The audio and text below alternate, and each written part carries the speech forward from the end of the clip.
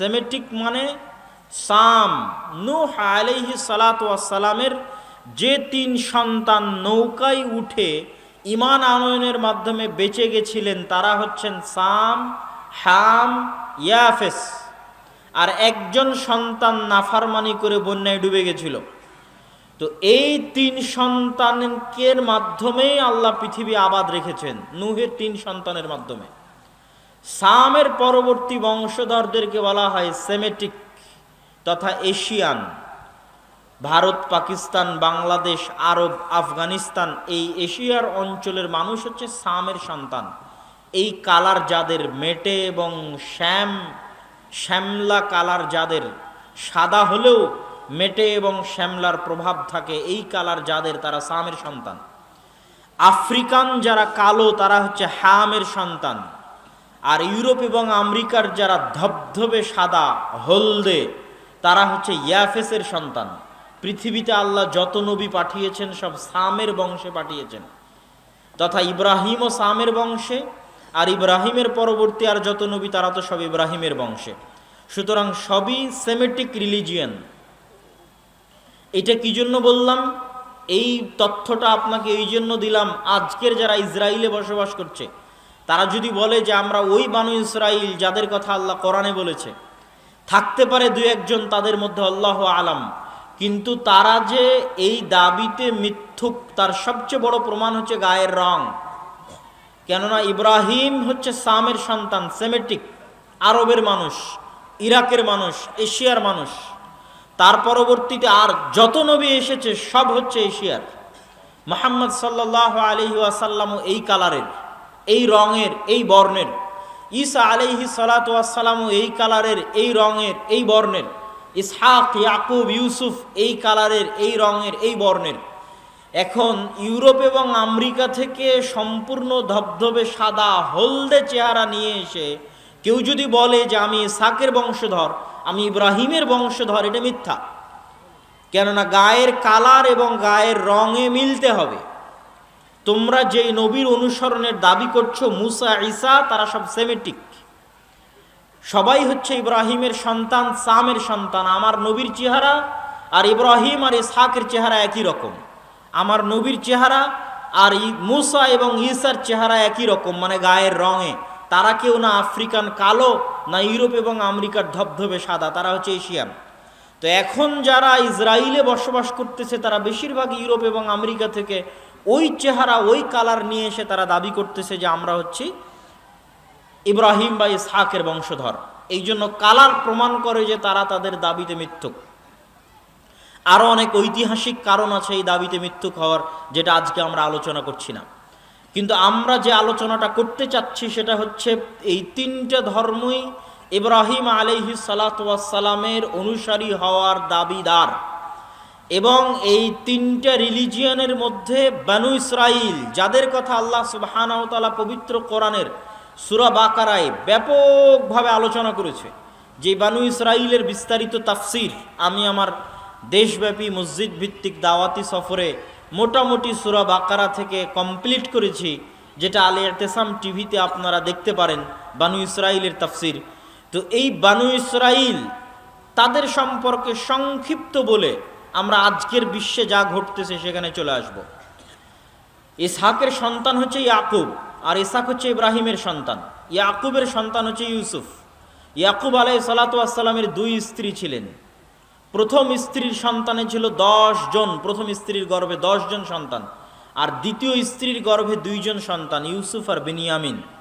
আজকের ইসরায়েলের প্রধানমন্ত্রী তার নাম রেখেছে বেনিয়ামিন, নবীর নামের দিকে নিসবত করেই। কেননা আমি বলেছি তাদের তোরাহ, তাদের তাওরাহ, তাদের ইনজিল এবং আমাদের কোরআন বর্ণনাগত পার্থক্য থাকতে পারে বিকৃতির কারণে, কিন্তু মূল জিনিসগুলো এক।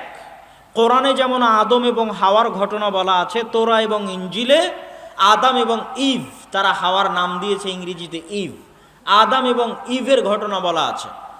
ঠিক যেমন আমরা ইব্রাহিমের ঘটনা, নূহ আলাইহিস সালামের মহাপ্লাবনের ঘটনা পড়ছি কোরআনে, একইভাবে নূহ আলাইহিস সালামের মহাপ্লাবনের ঘটনা তাওরা এবং ইনজিলে আছে। যেহেতু সবগুলোই আসমানি কিতাব এবং আসমানি দিন, এই জন্য কিছু হলেও মিল থাকবে, এটাই স্বাভাবিক। এটা আল্লাহ কোরআনেও বলেছে, মুসাদ্দিকাল লিমা বাইনা ইয়াদাইয়া, আমি যে কোরআন তোমাকে পাঠাচ্ছি, কোরআন তাওরাত এবং ইনজিলের সত্যায়নকারী, মিথ্যায়নকারী নয়। আমি যে ইনজিল পাঠিয়েছি, ইনজিল তাওরাতের সত্যায়নকারী।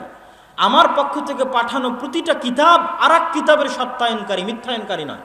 সত্যায়নটা এটাই যে আমি তাওরাতে যা বলেছি ইনজিলেও তাই বলেছি, ইনজিলে যা বলেছি কোরআনেও তাই বলেছি। তাওরাত এবং ইনজিল বিকৃত হয়ে গেছে, কিন্তু কোরআন বিকৃত হয়নি। সুতরাং তথ্যের পার্থক্য থাকতে পারে, কিন্তু ঘটনা একই। তো আমরা যেখানে ছিলাম, ইয়াকুব আলাইহিস সালাতু ওয়াস সালামের সন্তান হচ্ছে ইউসুফ। ইউসুফ আলাইহিস সালাতু ওয়াস সালামের লম্বা ঘটনা আপনারা জানেন, যে তিনি কুয়ার মধ্যে পড়ে সেখান থেকে উদ্ধার হয়ে মিশর। আজকে যদি গুগল ম্যাপ অন করেন তাহলে দেখবেন যে ফিলিস্তিন এবং মিশর কানেক্টেড। ফিলিস্তিন থেকে মিশরে যেতে বিশাল মরুভূমি পড়ে, ওই মরুভূমির নাম হচ্ছে সিনাই মরুভূমি। ইউসুফ আলাইহিস সালাতু ওয়াস সালাম মিশরে যখন মন্ত্রী হলেন, আমাদের টার্গেট হচ্ছে জেরুজালেম, মসজিদে আকসা এবং আজকের ঘটনার সাথে কানেক্ট করা, এই জন্য লম্বা ইতিহাস আমরা বলছি না। ইউসুফ আলাইহিস সালাতু ওয়াস সালাম যখন মন্ত্রী হলেন, তখন তিনি তার বাবাকে পুরো পরিবার সহ ফিলিস্তিন থেকে ডেকে পাঠালেন, আজকের জেরুজালেম থেকে ডেকে পাঠালেন। তখন ইয়াকুব আলাইহিস সালাম 70 জনের পরিবার নিয়ে মিশর গেলেন। এই বানু ইসরাইল প্রথম মিশরে আসলো। ক্ষমতা হারিয়ে বানু ইসরাইলের উপর ফেরাউন অত্যাচার শুরু করলো। 400 বছরের মাথায় আসলেন মুসা আলাইহিস সালাম, বানু ইসরাইলেই। 400 বছর পর, ইউসুফের 400 বছর পরে আসলেন মুসা আলাইহিস সালাতু ওয়াস সালাম বানু ইসরাইলের মধ্যে। মুসা আলাইহিস সালাতু ওয়াস সালাম যখন মিশর ছেড়ে পালিয়ে যাচ্ছেন আর ফেরাউন পানিতে ডুবে যাচ্ছে, তখন মুসা আলাইহিস সালাতু ওয়াস সালাম পালিয়ে যাচ্ছেন না, ফিরে যাচ্ছেন। কোথায় ফিরে যাচ্ছেন? যেখান থেকে 400 বছর আগে তার আদি পিতা ইয়াকুব এসেছিলেন, ইউসুফ এসেছিলেন। কোথায় থেকে এসেছিলেন? জেরুজালেম থেকে, ফিলিস্তিন থেকে, মসজিদে আকসা থেকে, ওখানে যাচ্ছেন। এই জন্য ফেরাউন ডুবে যাওয়ার পরও মুসা আলাইহিস সালাম আর রিটার্ন ব্যাক মিশরে করেননি। কেননা মিশর তার ফাদারল্যান্ড, আদি পিতার জমি নয়। তার আদি পিতার মাটি এবং জমি, বাপদাদার ভিটা হচ্ছে জেরুজালেম। কিন্তু যাওয়ার পথে যেতে পারলেন না কেন? তখন জেরুজালেমে বিশাল আমালেকা, বিশাল শক্তিশালী দেহের অধিকারী আমালেকা গোত্র সেখানে বসবাস করত। উনি তখন থাকতে লাগলেন কোথায়? সিনাই মরুভূমিতে। আজকের যে সিনাই মরুভূমি, এই মরুভূমিতে মুসা আলাইহিস সালাম ছিলেন বানু ইসরাইলদের নিয়ে। এই জন্যই কোনো খাবার ছিল না, এই জন্যই কোনো পানি ছিল না। যেহেতু কোনো পানি ছিল না, লোহিত সাগরের লবণাক্ত পানি খাওয়া যাবে না। যেখানে সুপেয় পানি পাওয়া যাবে সেখানে আছে আমালেকা গোত্র, ফিলিস্তিনে, জেরুজালেমে। আমরা আছি মরুভূমিতে। এই জন্যই তারা মুসা আলাইহিস সালামের কাছে চেয়েছিল যে আপনি আল্লাহকে বলেন পানি দিতে। তখন মুসা আলাইহিস সালাম লাঠি দিয়ে পাথরে আঘাত করেছিলেন, 12টা ঝর্ণাধারা তৈরি হয়েছিল। ইয়াকুবের 12 সন্তানের বংশধরের জন্য আল্লাহ 12টা ঝর্ণাধারা তৈরি করেছিলেন। খাবার ছিল না, খাবার চেয়েছিল আল্লাহ আসমান থেকে মান্না এবং সালোয়া দিয়ে পাঠিয়েছিলেন। কেন? এটা ছিল মরুভূমি। ওই মরুভূমিতেই তুর পাহাড় আছে, যেই তুর পাহাড়ে মুসা আলাইহিস সালাতু ওয়াস সালাম তাওরাত আল্লাহর পক্ষ থেকে রিসিভ করেছিলেন। আল্লাহ তাদেরকে আদেশ দিলেন জিহাদ করার জন্য, জেরুজালেম বিজয় করতে হবে, জিহাদ করো। আর তারা চোখের সামনে ফেরাউনকে ডুবতে দেখেও, চোখের সামনে পাথর থেকে পানি বের হতে দেখেও, চোখের সামনে আসমান থেকে মান্না এবং সালোয়া পাওয়ার পরেও এই বানু ইসরাইল মুসা আলাইহিস সালাতু ওয়াস সালামকে বলে বসলো, ইযহাব আনতা ওয়া রাব্বুকা ফাকাতিলা, আপনি আর আপনার প্রতিপালক গিয়ে যুদ্ধ করেন, আমরা যাব না, আমরা এখানে বসে থাকলাম। আপনি আর আপনার প্রতিপালক গিয়ে যুদ্ধ করে যেদিন বিজয় করবেন সেই দিন আমরা আসবো। এরকম নিমক হারাম কওম ছিল। কেন তারা এতটা নিমক হারাম হয়ে গেল? আরো বহু নিমক হারাম এদের এই পুরো ঘটনায়, বানু ইসরাইলের এই পুরো ঘটনায় আল্লাহ সূরা বাকারায় পবিত্র কোরআনে তুলে ধরেছে। কেন? এখান থেকে আমাদের শিক্ষা আছে। বানু ইসরাইলদের স্বভাব চরিত্র আমাদের স্বভাব চরিত্র হয়ে যাবে, এখান থেকে আমাদের শিক্ষা আছে। এই জন্য আল্লাহ তুলে ধরেছে কোরআনে। সেটা আপনি কোথায় দেখবেন? আজকে আমাদের অবস্থা দেখলে বুঝবেন যে আমাদের অবস্থা তাদের মতোই। কিভাবে এরকম হয়েছে? কিভাবে এরকম হয়েছে এটার উত্তর অনেক চিন্তা ভাবনা করার পরে আমার মাথায় এসেছে যে 400 বছর বানু ইসরাইল ফেরাউনের গোলাম ছিল। এই 400 বছরে বানু ইসরাইলের স্বভাব চরিত্র, তারা নবীর সন্তান হলেও তাদের স্বভাব চরিত্র নষ্ট হয়ে গেছে, ধ্বংস হয়ে গেছে। গোলামি মানুষের আত্মমর্যাদা নষ্ট করে দেয়, গোলামি মানুষের আত্মসম্মান নষ্ট করে দেয়, দাসত্ব মানুষের স্বাভাবিক চিন্তা শক্তি নষ্ট করে দেয়।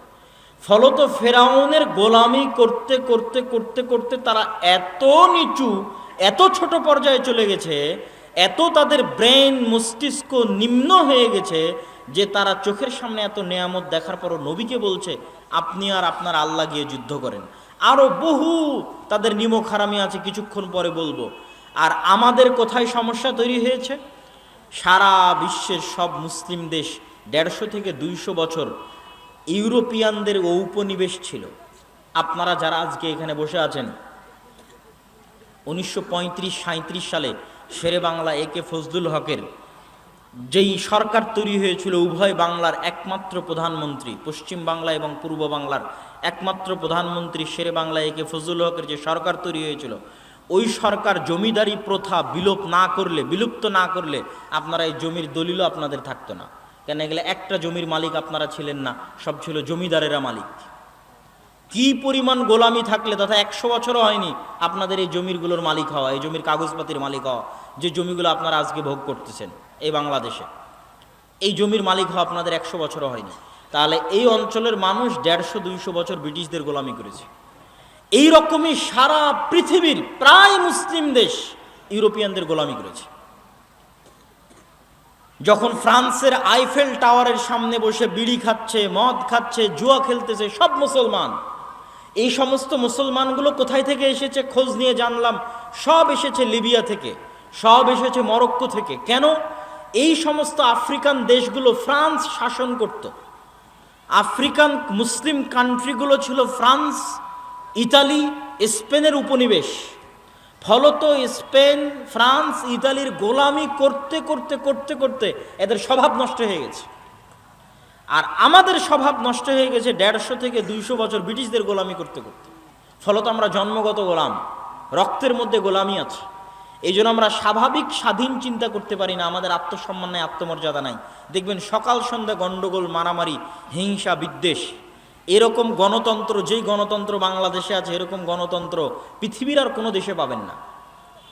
গণতন্ত্র খারাপ কি ভালো সেটা আলাদা কথা, কিন্তু গণতন্ত্র তো ইংল্যান্ডে আছে, গণতন্ত্র তো আমেরিকায় আছে, কিন্তু ইংল্যান্ড এবং আমেরিকায় এরকম মারামারি, এরকম কাটাকাটি, এরকম হিংসা বিদ্বেষ কোনোদিন শুনেছেন? কথা বলেন, কোনোদিন দেখেছেন? কোনোদিনই পাবেন না। কেন? তাদের আত্মমর্যাদা আছে, তারা পৃথিবীকে শাসন করে এসেছে, ওরা হচ্ছে শাসক। আত্মমর্যাদা, আত্মসম্মানের কারণে এই পরিবেশ তৈরি হয় না, মারামারি, কাটাকাটি, হিংসা হিংসি, খামচা খামচির পরিবেশ তৈরি হয় না।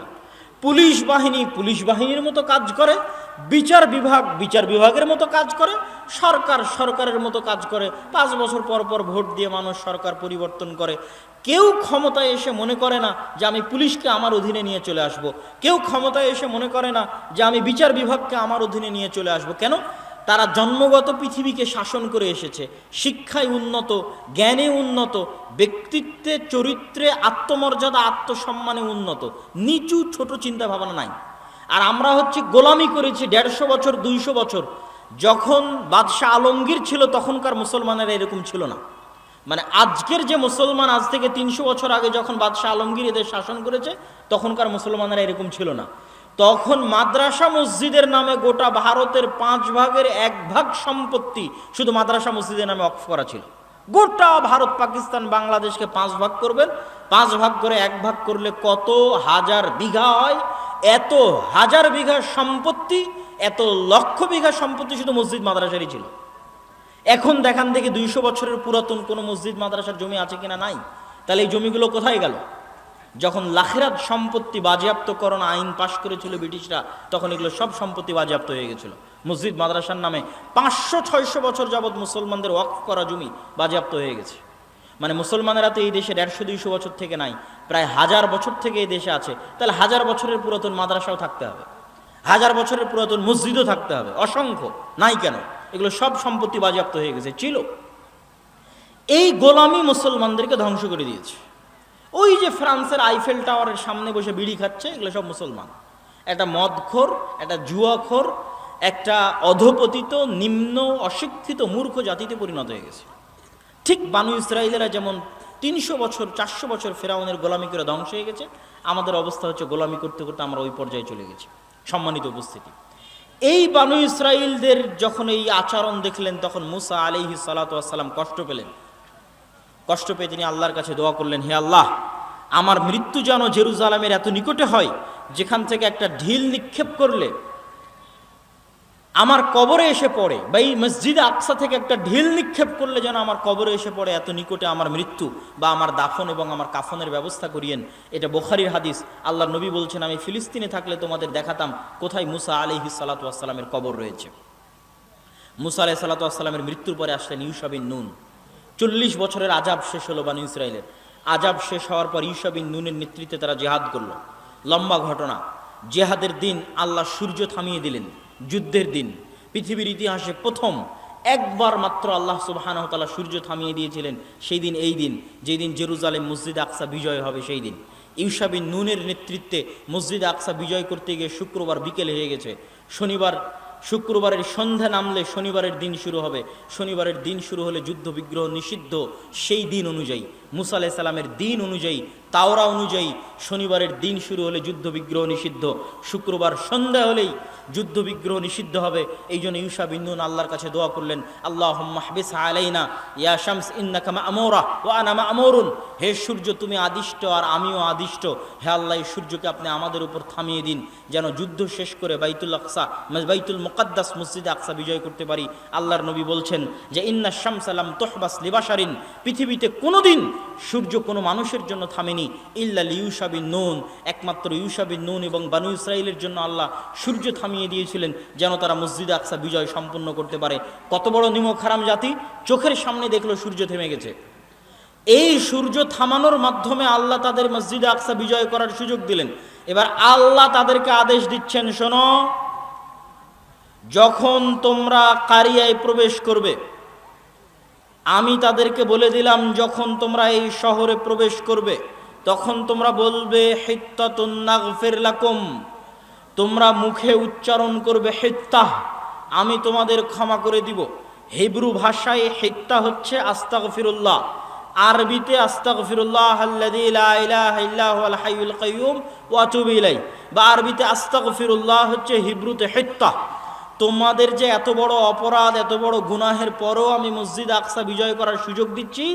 তোমরা যখন জেরুজালেমে প্রবেশ করবে মুখে বলবে আস্তাগফিরুল্লাহ, আর মাথা থাকবে নিচু, সিজদারত অবস্থায় এই শহরে প্রবেশ করবে। এবার আল্লাহ নিজে কোরআনে বলছে, আল্লাহ সুবহানাহু ওয়া তাআলা নিজে কোরআনে বলছে যে এই বানু ইসরাইল যখন আল্লাহ সুবহানাহু ওয়া তাআলার এত বড় নিয়ামত দেখার পরও জেরুজালেমে প্রবেশ করলো, তখন পিছন আগে দিল, মাথা আগে নয়, মাথা উঁচু রেখে পিছন আগে ঠেলে শহরে দিল, আর মুখে উচ্চারণ করলো হিনতাতুন। হিনতাতুন মানে হচ্ছে গমের দানা। বলেন নাউজুবিল্লাহ। কত বড় নিমক হারাম কম, চোখের সামনে দেখলো যে আল্লাহ সূর্য থামিয়ে দিয়েছে, তবু আল্লাহর এই উপস্থিত আদেশ লঙ্ঘন করে দিল। সম্মানিত উপস্থিতি, এই জন্যই রাসূলুল্লাহ সাল্লাল্লাহু আলাইহি ওয়াসাল্লাম রাসূল সাল্লাল্লাহু আলাইহি ওয়াসাল্লাম যেদিন মক্কা বিজয় করেছেন, ওই দিন তিনি মক্কার উঁচু সাইড থেকে মক্কায় ঢুকেছিলেন, নিচু সাইড থেকে মক্কায় উঠেননি। তিনি আগে থেকেই প্রস্তুতি নিয়েছিলেন, মক্কায় নামবেন, কাবায় নামবেন, তো যেই দিক মক্কা শহরের উঁচু সেই দিক থেকে নামবেন। তো মক্কা শহরের উঁচু দিক থেকে নামছিলেন, এমনিতেই উট হেলেছিল। রাসূলুল্লাহ সাল্লাল্লাহু আলাইহি ওয়াসাল্লাম তার মস্তক আরও হেলিয়ে দিলেন। সাহাবীরা বলছে উটের যে হাওদাজ আছে সেই হাওদাজের সাথে তার কপাল লেগে গেল, আর তিনি মুখে আল্লাহ সুবহানাহু ওয়া তাআলার তাসবিহ, আল্লাহ সুবহানাহু ওয়া তাআলার প্রশংসা পাঠ করতে থাকলেন, আর মক্কায় প্রবেশ করতে থাকলেন। এটা হচ্ছে বানু ইসরাইলের বিপরীত আচরণ। মুহাম্মদ সাল্লাল্লাহু আলাইহি ওয়াসাল্লাম আল্লাহর শুকরিয়া আদায় করছেন এবং আল্লাহকে সিজদা করে, মক্কা আল্লাহ বিজয় করার সুযোগ দিয়েছে, আল্লাহকে সিজদা করে চলন্ত অবস্থায় তিনি সিজদারত অবস্থায়, তাসবিহরত অবস্থায় মক্কায় প্রবেশ করেছেন। সম্মানিত উপস্থিতি, এই নিমক হারামিগুলো হচ্ছে আমাদের মধ্যে প্রবেশ করেছে। আল্লাহ তাদের এই নিমক হারামির জন্য বড় বড় শাস্তি দিয়েছে। দুইবার আল্লাহ সুবহানাহু ওয়া তাআলা তাদেরকে শাস্তি দিয়ে ধ্বংস করে দিয়েছে। আর যখন ইয়াহইয়া আর জাকারিয়াকে হত্যা করেছে এই কওম, তখন আল্লাহ তাদের চিরদিনের জন্য অভিশপ্ত করে দিয়েছে। গায়রিল মাগদুবি আলাইহিম, চিরদিনের জন্য অভিশপ্ত করে দিয়েছে। ইউশা বিন নুনের পরে এই জেরুজালেমে শাসন কায়েম করলেন দাউদ আর সুলাইমান। অন্তত 200-300 বছর পরে হবে দাউদ আর সুলাইমান এখানে শাসন কায়েম করলেন। পৃথিবীর সবচেয়ে বড় রাজত্ব কায়েম হলো জেরুজালেমে। আর মসজিদ আকসা দ্বিতীয়বার নির্মাণ করলেন সুলাইমান আলাইহিস সালাতু ওয়াস সালাম। দাউদ এবং সুলাইমানের আরও পরে চলে আসেন ওয়াইদ ক্বালাত ইমরাতু ইমরান রাব্বি ইন্নী নাযারতু লাকা মা ফি বাতনি মুহাররারান ফাতাকাব্বাল মিন্নি। যখন ইমরানের স্ত্রী আল্লাহর কাছে দোয়া করলো, আল্লাহ আমার পেটে যে সন্তান আছে আপনার রাস্তায় ওয়াকফ করে দিলাম। ফালাম্মা ওয়াদাআতহা ক্বালাত রাব্বি ইন্নী ওয়াদাতুহা উনসা। যখন সন্তান প্রসব হলো বলছে মেয়ে সন্তান প্রসব করেছি, এখন কি হবে? সেই মেয়ে সন্তান হলো মারিয়াম, যাকে এই মসজিদে আকসা পরিষ্কার পরিচ্ছন্ন রক্ষণাবেক্ষণের দায়িত্ব দেওয়া হলো। তাহলে এই যে এতগুলো নবীকে আমরা এই মসজিদের সাথে সম্পৃক্ত করে দিলাম, কতগুলো নবীকে, ইব্রাহিম থেকে শুরু করে, ইসহাক ইয়াকুব থেকে শুরু করে, ইউসুফ থেকে শুরু করে, মুসা থেকে শুরু করে, দাউদ সুলাইমান থেকে শুরু করে মারিয়াম পর্যন্ত। মারিয়ামের ছেলে ঈসা এই শহরে জন্মগ্রহণ হয়েছে, ঈসা আলাইহিস সালাতু ওয়াস সালাম।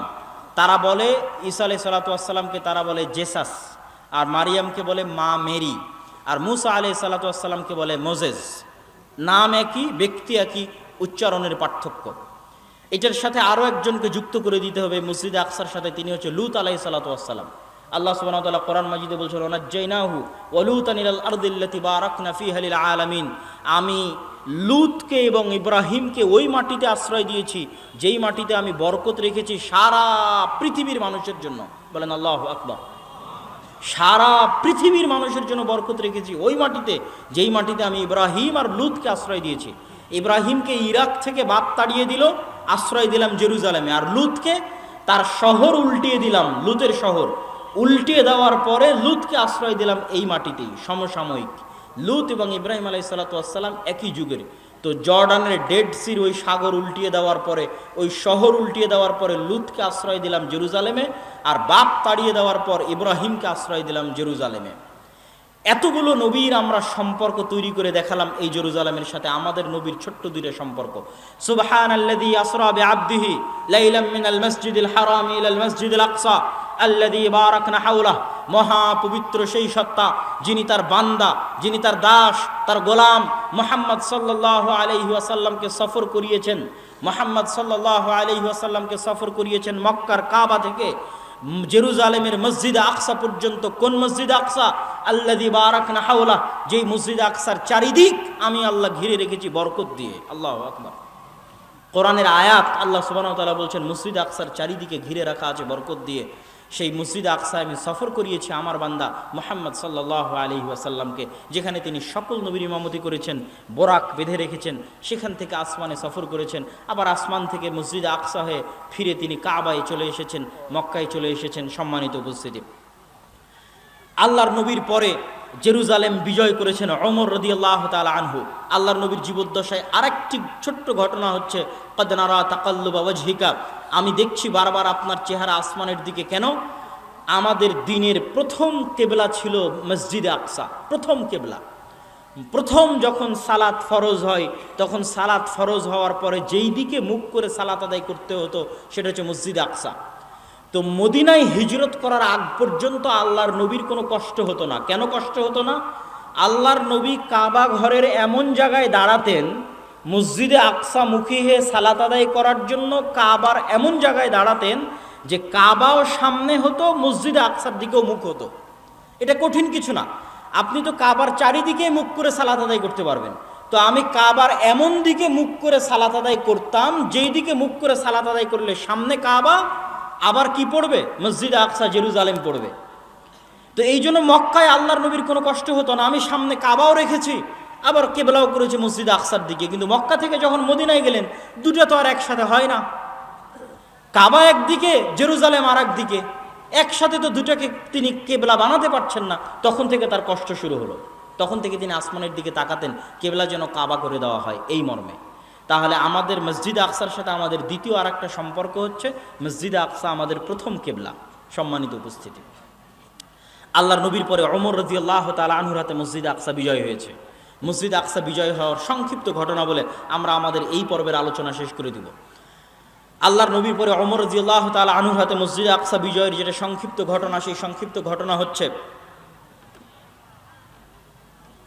মসজিদে আকসা বিজয়ের পূর্বে সবচেয়ে বড় যে যুদ্ধ, সেই যুদ্ধের পূর্বে ওমর রাদিয়াল্লাহু তাআলা আনহু খালিদ বিন ওয়ালিদকে প্রধান সেনাপতির পদ থেকে অপসারণ করেছিলেন, আর আবু উবাইদা ইবনুল জাররাহকে প্রধান সেনাপতির দায়িত্ব দিয়েছিলেন।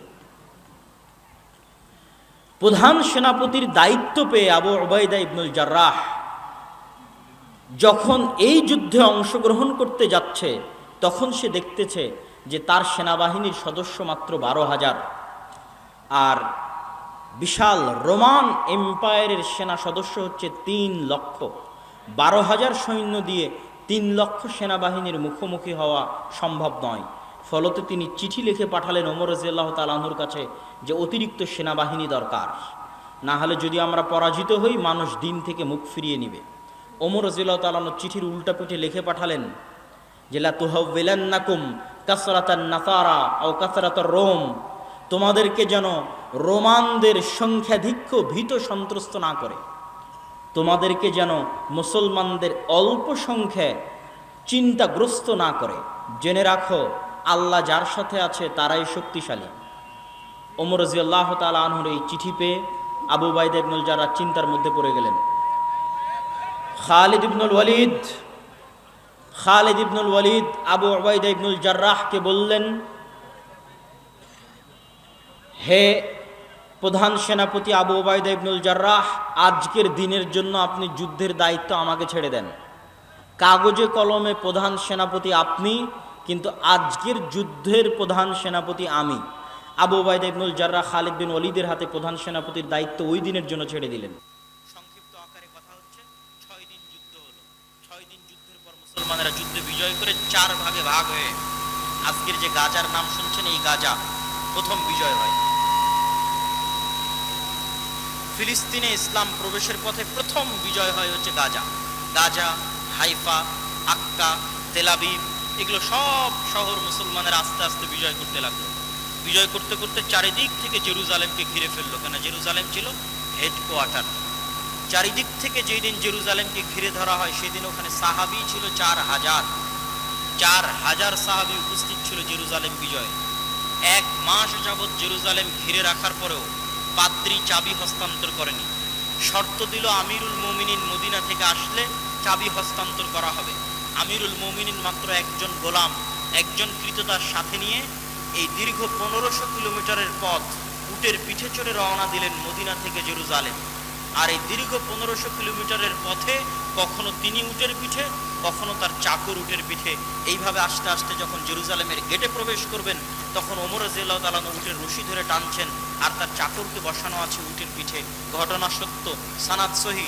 আবু উবাইদা ইবনুল জাররাহ হন্তদন্ত হয়ে ছুটে গেছেন ওমর রাদিয়াল্লাহু তাআলার কাছে, গিয়ে বলছেন, করেছেন কি আমিরুল মুমিনিন, ইন্নার রোমান ইয়ানজুরু ইলাইনা নাজরাতা কিল্লাহ, আপনি আমিরুল মুমিনিন হয়ে উটের রশি ধরে টানছেন আর গোলাম চাকরকে বসিয়ে রেখেছেন উটের পিঠে, গায়ে জীর্ণ শীর্ণ জামা, ছেঁড়া ফাটা টুটা ফাটা জামা।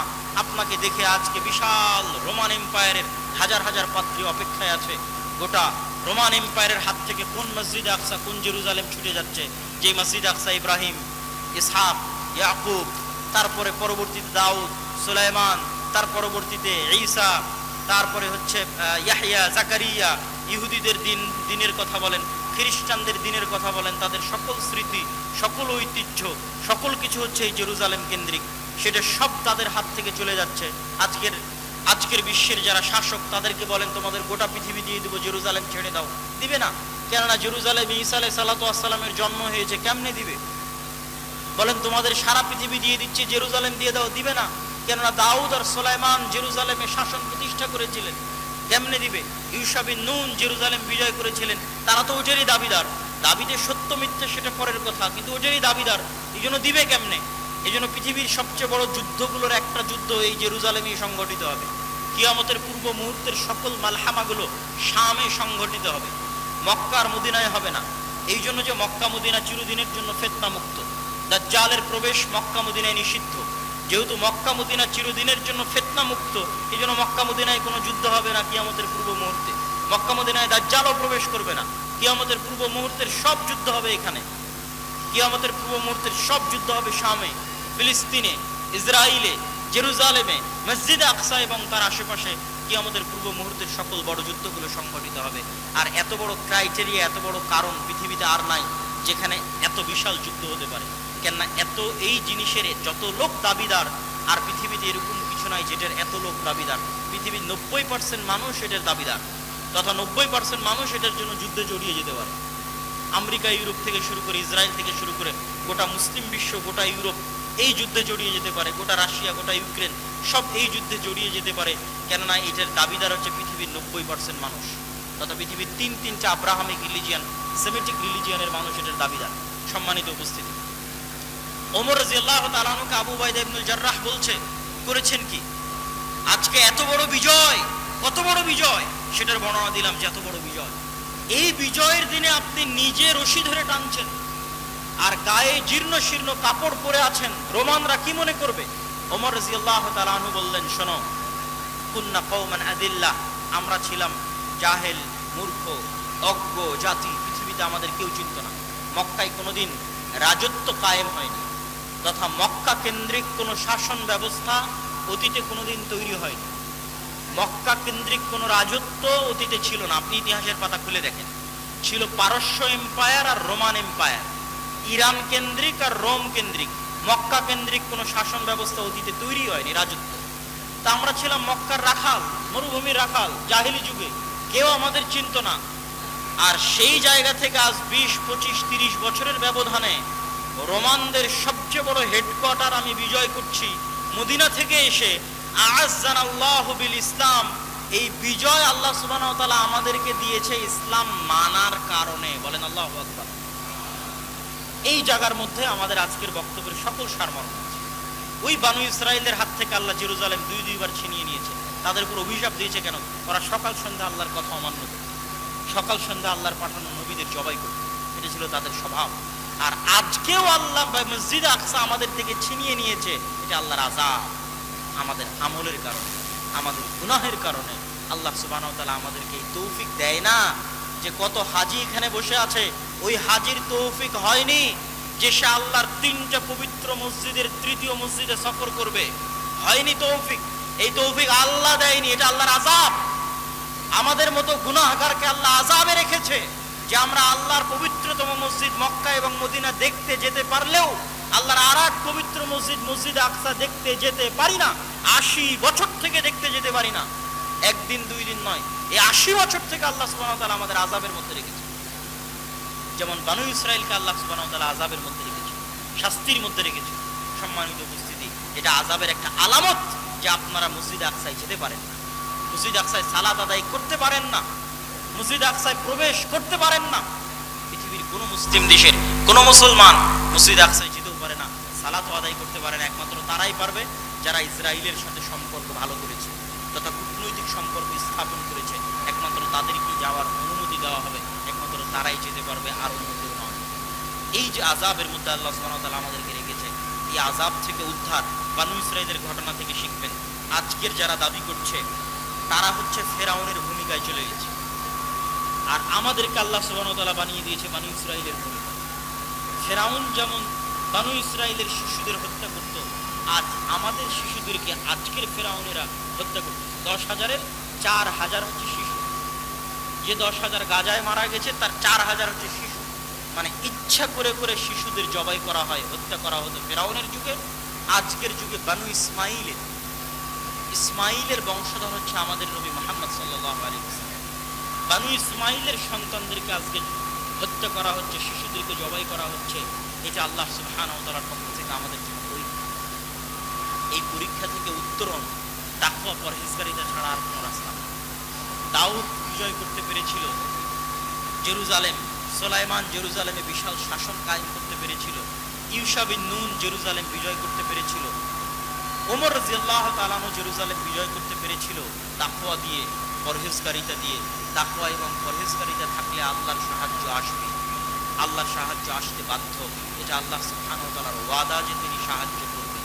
কিন্তু আমরা আমাদের আমল এবং আখলাকে ইহুদিদেরকেও পিছিয়ে ফেলে দিয়েছি। কিভাবে ইহুদিদেরকে পিছিয়ে ফেলে দিয়েছি? আপনি যান, আপনারা কোনোদিন, যেহেতু বাংলাদেশে কোনো ইহুদি নাই, দেখার আপনাদের সুযোগও নাই। কোনোদিন যদি সুযোগ হয় কারো, যারা অনলাইনে দেখছেন ইউরোপ আমেরিকায়, তারা যাবেন,